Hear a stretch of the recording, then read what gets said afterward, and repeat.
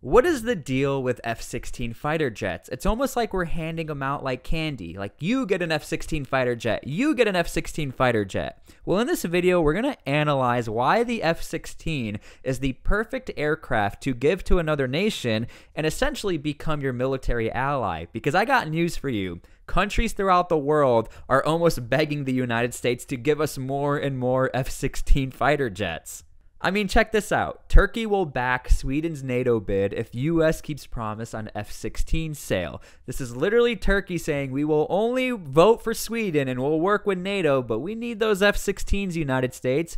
And then we go over to Vietnam. Biden aids in talks with Vietnam for arms deal that could irk China. This arms deal involves F-16 fighter jets. And then, as we know, a lot of us are talking about Ukraine. New missiles could help Ukraine's future F-16 fighters to take on Russian jets, but the planes will likely be more useful for other missions. What are these missions that the F-16s are going to do? And we can go on and on about the F-16s and relevant news articles today. So what is happening? Why is the F-16 still relevant today, even though it came out in the 70s? And why do all of these countries want F-16s? Okay, so this is kind of goofy, but I went to the Guinness World Records to see the highest production of military jet aircraft because I was like, is it the F-16? But it's not. It's actually the MiG-21. However, they mentioned the F-16. While the Russian MiG-21 Fishbed is the most widely produced jet fighter in the world, around 11,000, the F-16 Falcon is the most widely produced Western fighter. The U.S. Air Force itself has around 1,348 F-16s. More than 4,000 F-16s have been sold worldwide to 24 nations in over 110 different versions. Okay, so here's what's going on. First things first, there is an abundance of F-16s. So the U.S. military themselves could actually donate or give other nations F-16s, and it will hardly put a dent within the fleet of the United States. However, one thing you need to know about the F-16 is that they are relatively easy to train on, and you can get them implemented into combat really quick. So as far as Ukraine is concerned, we can use them in real time to analyze that Ukraine needs these F-16s quick. And that was the one thing that the United States was sort of worried about when it came to giving a nation a fighter jet. Which fighter jet will get the job done, but which fighter jet can we get into combat as soon as possible for Ukraine? And it was the F-16.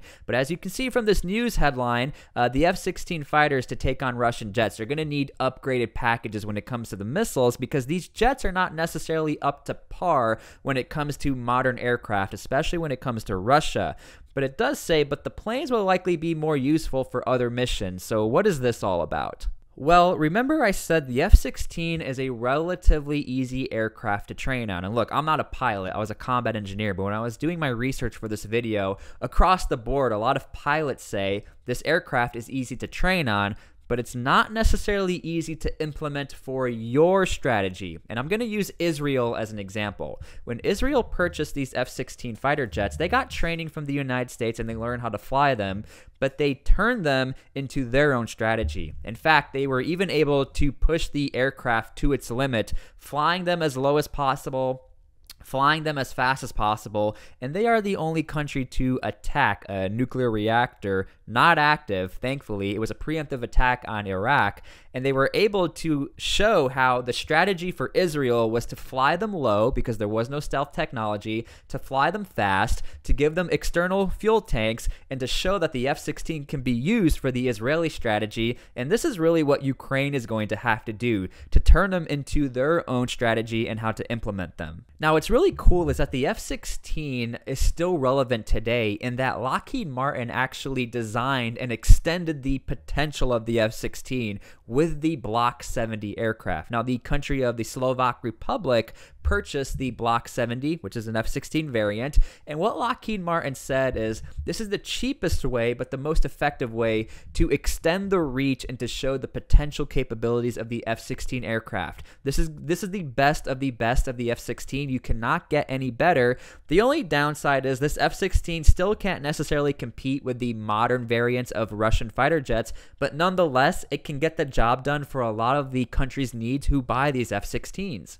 And that's why you have countries like Turkey who are almost threatening the United States to continue giving us these F-16s, or we're not going to vote for Sweden, because they are relevant, they're easy to train on, and countries can take the F-16 and use them for what they need. And look, the F-16 is still okay at air-to-air combat in today's combat space, but nonetheless, they are still very effective. But the one thing the F-16 is really effective on is becoming your friend, giving you an F-16, training with you, because once you purchase an F-16, you pretty much purchase an ally. Like with Vietnam, for example, if we're going to give you F-16s, we're going to train with you, we're going to give you some strategy, but also Vietnam has to purchase technology and arms from the United States now to be compatible with the F-16. So you naturally become allies because of the F-16. Now, I would say the most effective thing about the F-16 is not so much its combat capabilities, but it's more you're purchasing an ally through the United States, because Lockheed Martin is who's producing these things,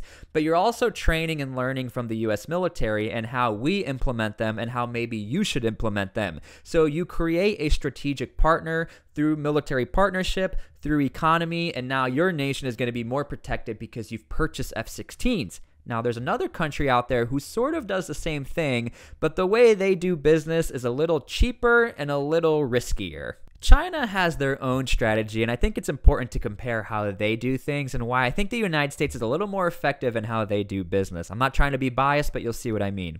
So China has these drones that compete with the United States. Some of them are quite comparable, and some of them are crappier, but nonetheless, they are effective, and China will sell drones to anyone. Third world countries, or they'll sell it to Iraq, they'll sell them to Saudi Arabia.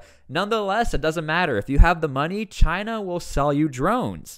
Now, here's the thing. China is sort of doing the same thing where, hey, if you buy a drone from us, we'll be friends with you. We'll train you how to use the drones. We'll fix them. You can call us and we'll send you whatever you need.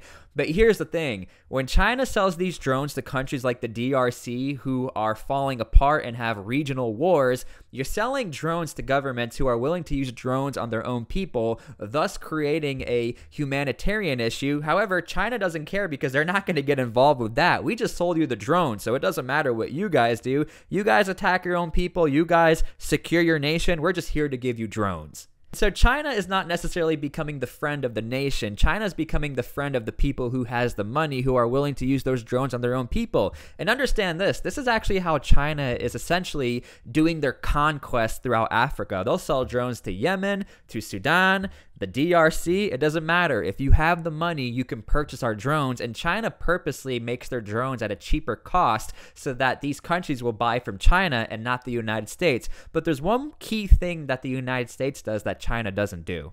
The United States has a vetting process. You're not just going to sell an F-16 to Iran or to an enemy of the United States, because again, we are going to train you, we're going to sell you technology, and hopefully you don't turn around and use it on us. That's why the United States government gets involved, the US military gets involved. You have to analyze these nations, and you need to make sure that these nations are going to work with you, unlike China, who doesn't care. That's why with the Vietnam trade, this is so significant, because now we are willing to trust Vietnam. The biggest reason is because China has been pressuring Vietnam in the South China Sea, if I want to give you some context here. And so that's why the United States feels confident in giving them F-16s, because Vietnam is not going to use the F-16s on us. They want to use the F-16s on China. So when you start to break this all down, the F-16 brings you combat effectiveness. The F-16 brings you security. It gives you an easier jet to train on, and it gives you a jet that is relevant today. But the most important thing, and this is why the United States is so confident in giving out all these F-16s, it gives you a military ally in the United States. You now are tied to the United States. We are using the same platform, and that is a massive, significant thing, because again, economically you're tied together.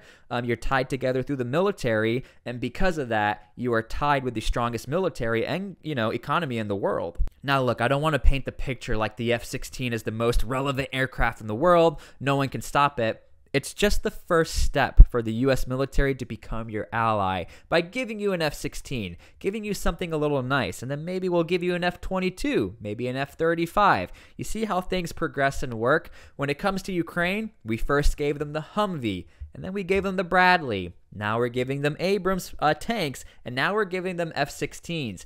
And so again, This aircraft is not invincible. It's not even the best aircraft in the world, but it is the best aircraft in the world to hopefully prove the trust with another nation who wants to be tied with the United States and wants to work with the United States. I think Vietnam is the most relevant nation in this video that shows a nation that we've not necessarily been the closest with. We can now be close to you because we gave you the F-16.